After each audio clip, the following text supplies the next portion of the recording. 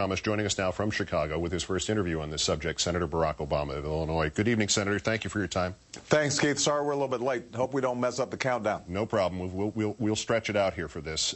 Your campaign saying this afternoon it had no plans to ask Reverend Wright to step down. Obviously, that has changed. Did he step down tonight, or did you ask him to leave? You know, I think there was a recognition that he's on the verge of retirement. He's taking a sabbatical, and that it was important for him to step out of the spotlight in this situation. There's an awful lot of strong material. It is now on videotape. We have played it. I see no reason to play it again. But a phrase that suggests that "God damn America" is a better phrase to use than "God bless America."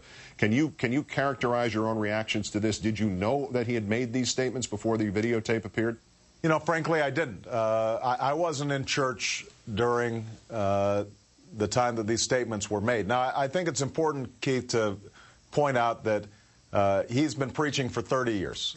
He's a man who was a former Marine, who served this country, a biblical scholar, somebody who's spoken at theological schools all across the country and is widely regarded as a preacher. That's the man I know. That's the person who was the pastor of this church. I did not hear such incendiary language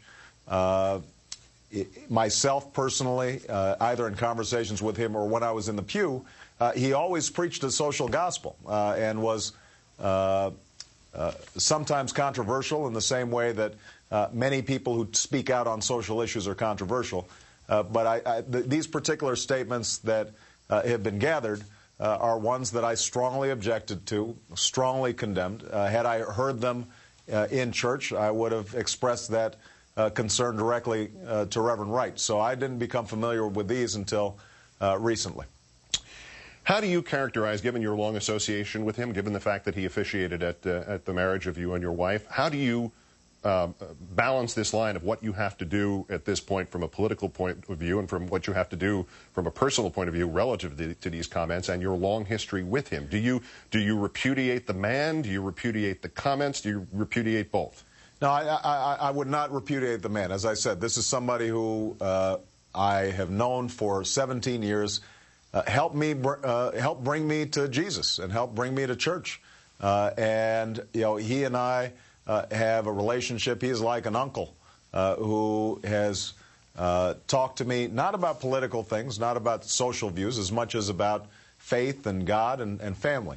And he's somebody who is widely respected throughout Chicago and around the country for many of the things that he's done, not only as a pastor, but also as a preacher. But I have to say that the comments that have been played are ones that are contrary to what I believe, what I think of this country, the love that I have for this country, and, you know, are ones that anger and distress me. So, you know, I would describe it as a member of your family who says something that you really disagree with. They don't stop being a member of your family, but you have to speak out forcefully on the issue.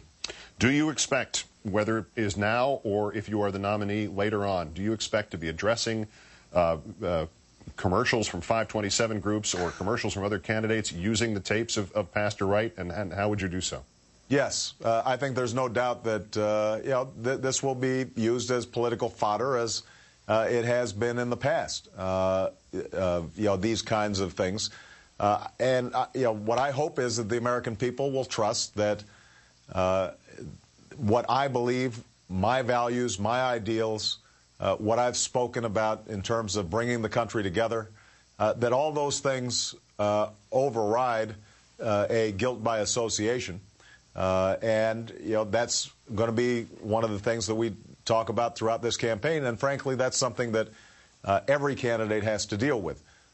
So, you know, I'm confident in the American people that they will hold me accountable for what I say, what I do, and what I believe. Now, one thing that I do hope to do is to use some of these issues to talk more fully about the question of race in our society, because part of what we're seeing here is Reverend Wright represents a generation that came of age in the 60s, He is a African-American man who, because of his life experience, continues to have a lot of anger and frustration, and will express that in ways that are very different from me and my generation, partly because I benefited from the struggles of that early generation. And so part of what we're seeing here is a transition from the past to the future. And I hope that our politics represents that future.